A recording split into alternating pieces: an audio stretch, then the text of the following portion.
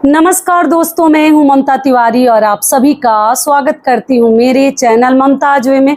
कैसे हैं आप सब? तो ये बताने के लिए कमेंट बॉक्स में जय छठ मैया जरूर लिखिए। तो चलिए दोस्तों, आज हम इस वीडियो में जानेंगे हल षष्ठी छठ से जुड़ी हुई बहुत सारी महत्वपूर्ण बातें। व्रत में किन किन बातों का ध्यान रखनी चाहिए, कौन कौन सी सामग्री चाहिए, पूजा विधि क्या है, क्योंकि ये व्रत जो है ना संतान के लिए किया जाता है और अधिकतर महिलाएं पुत्र की कामना के लिए, प्राप्ति के लिए व्रत करती हैं। छठ मैया का लोग कर सकती हैं। तो चलिए सभी महत्वपूर्ण बातें जान लेते हैं। इससे पहले दोस्तों, अगर आपको मेरा वीडियो पसंद आता है तो प्लीज आप मेरे चैनल को सब्सक्राइब कर दीजिएगा, बेल आइकन को प्रेस कर दीजिएगा, जिससे कि मेरे वीडियो के नए नोटिफिकेशन आप सभी के पास सबसे पहले पहुंचे। तो चलिए शुरू करते हैं और सभी महत्वपूर्ण बातें जान लेते हैं। तो सबसे पहले आपको बता दूं, 2024 में हल षष्ठी छठ का व्रत हम कब रखेंगे? 24 अगस्त को। दिन है शनिवार। शनिवार के दिन हम ये व्रत रखनी है। उसके एक दिन पहले नहाए खाए होता है। छठ व्रत में आप लोग को मालूम ही है कि उसमें जो है शुद्ध सात्विक भोजन हम करते हैं। अगले दिन हम ये व्रत करते हैं और पूजा पाठ होने के बाद जो है हम इसमें दही चावल का सेवन करते हैं। दही चावल खाकर ही व्रत खोला जाता है। भैंस के दूध का दही और तिन्नी और तीना का चावल, जो पौंड में, पोखरा में, तालाब में जो चावल उगता है ना, बिना हल वाली चीजें इसमें खाया जाता है और छठ मैया को चढ़ाया भी जाता है। ठीक है, तो दही चावल चढ़ाया भी जाता है और दही चावल खाकर ही ये व्रत हम लोग खोलते हैं। तो जो लोग भी जिनके घर में होता है वो लोग कर सकती हैं। तो संपूर्ण नियम विधि चलिए अब आगे जान लेते हैं कि हमें कैसे क्या करनी है। और ये 24 घंटे का कई लोग इसको निर्जला व्रत रखते हैं इसमें, और कई लोग हैं कि शाम को पूजा पाठ करने के बाद, अर्घ देने के बाद वो खा लेते हैं। ठीक है, भोजन कर लेते हैं। तो चलिए सबसे आगे जान लेते हैं कि इसमें कौन कौन सी चीज़ें अनिवार्य हैं। सामग्री के बारे में जान लेते हैं। तो ये छठ जो है ना, ऐसा माना जाता है कि कृष्ण भगवान के जो भाई हैं बलराम जी, उनका उस दिन जन्म दिवस भी है। उनका जन्म हुआ था हल षष्ठी छठ के दिन।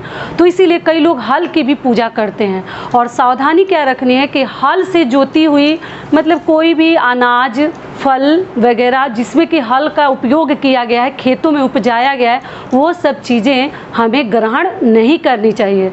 और आपको क्या करनी है, जो फल हैं, जो अनाज हैं, खुद से हुए हैं या पेड़ों पे अपने आप फले हैं, मतलब जिसमें हल का उपयोग नहीं हुआ है, वही सब चीज़ें इसमें खाया जाता है। समझ में आ गया?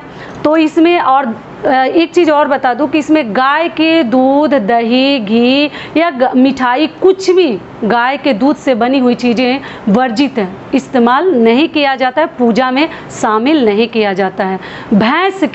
भैंस का दूध, दही, घी पूजा में, अगर कोई भी चीज़ आप पुआ पकवान बनाना चाहते हैं, कई लोग महुअर बनाते हैं महुआ से, वो सब चीज़ें अगर बनाना चाहते हैं तो सब कुछ भैंस के घी में ही और दही दूध का इस्तेमाल किया जाता है। चावल कौन सा लिया जाता है? तो जो खेत में उपजा है वो नहीं। तीनी का चावल बोलते हैं, तीना का चावल बोलते हैं, समा का चावल बोलते हैं, फलहारी चावल जो कि तालाब में अपने आप वो उगते हैं। ठीक है, पानी वाले जगह पे, उसमें कोई हल इस्तेमाल नहीं होता। फल महुआ इसमें बहुत अधिक अनिवार्य है। माता को चढ़ता है, छठ माता को, ललही छठ माता को हम चढ़ाते हैं। और ऐसे आप लोगों को मालूम ही है कि एक कार्तिक मास में हम छठ पूजा करते हैं, एक चैती छठ जिसको बोलते हैं चैत्र मास में करते हैं, और ये जो छठ है ये भाद्रपद मास में किया जाता है, कृष्ण पक्ष तिथि के षष्ठी तिथि में। ठीक है, समझ में आ गया? लेकिन उन दोनों छठ से इसके नियम विधि एकदम अलग हैं। वो दोनों छठ के नियम विधि एक समान है, लेकिन ये ललही छठ के जो नियम विधि है बिल्कुल अलग है। और ये पुत्र के दीर्घ आयु के लिए किया जाता है, मतलब पुत्र के लिए ही ये व्रत रखा जाता है। कई ऐसी महिलाएं हैं कि मन्नत करती हैं और उसके बाद ये छठ पूजा उठा लेती हैं और करती हैं। सामग्री में आपको बता दूं कि भैंस का दूध, दही, घी जो ही इस्तेमाल करना है, और चावल बता ही दी।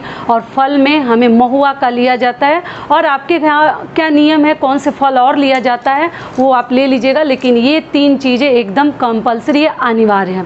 साथ में हम कूश और पारस, के पौधे मतलब कूस को भी ढूंढ के लाया जाता है, और पारास जिससे पत्तल बनते हैं, आप लोग को मालूम ही होगा, कई ऐसे अभी नया ज़माने के लोग नहीं जानते होंगे पारास किसको बोलते हैं, तो वही लाकर गमले में उसको गाड़ कर और पोखरा बनाते हैं, मतलब तालाब जैसा। आंगन में ही ये पूजा किया जाता है, छत पे भी आप कर सकते हैं, घर के सामने भी कर सकते हैं। और मिट्टी से क्यारी बना दीजिएगा, बीच में ब्रिज जैसा बनाते हैं, मतलब पानी जो है आर पार होते रहे, उसको मतलब पूरी तरीके से बंद नहीं करना है, ऊपर से ब्रिज जैसा मिट्टी से बना दिया जाता है। थोड़ा सा मिट्टी को हार्ड रखिएगा, गीला मत कीजिएगा, नहीं तो बीच में आ जाएगा, और पानी जो है आर पार होते रहेगा।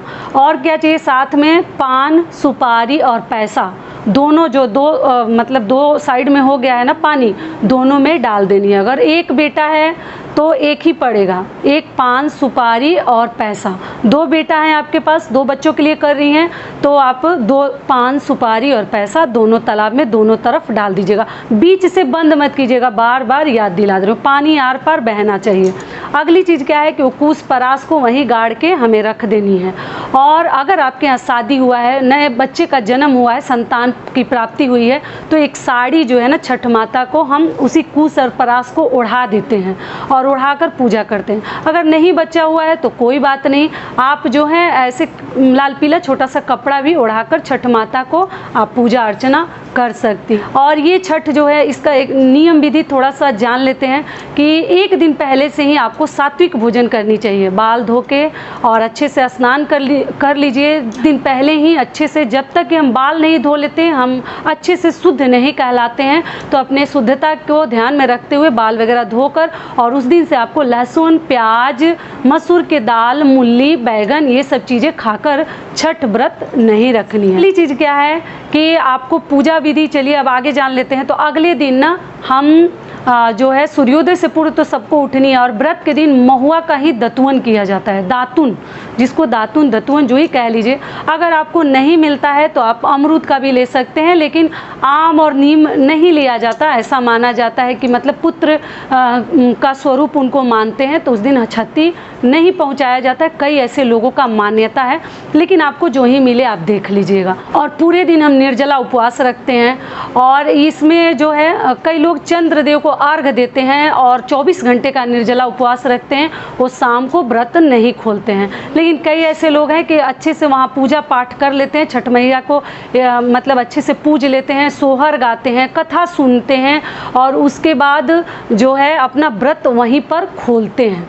ठीक है, और इसके लिए सोहर मैं अपने वीडियो पे डाल चुकी हूँ, बहुत ही दिल को छू लेने वाला सोहर गीत है। आप एक बार सुनिएगा तो आपको बार बार दिल करेगा सुनने का, तो चाहे तो चेकआउट कर सकते हैं। ठीक है, अगली चीज़ क्या है कि पूजा जब आप कीजिएगा तो इसमें महुए के पत्ते से ना कटोरी बनाते हैं, खरदोना भी जिसको बोलते हैं, और वो बनाकर अगर एक बेटा है तो उसको 3 खरदोना बनाते हैं, 2 बेटा है तो 6 बनाते हैं, 3 की संख्या बनाते हैं। लेकिन इसमें जितने भी चीज़ लिए जाते हैं ना 6 के संख्या में ही लिए जाता है छठ माता के व्रत में।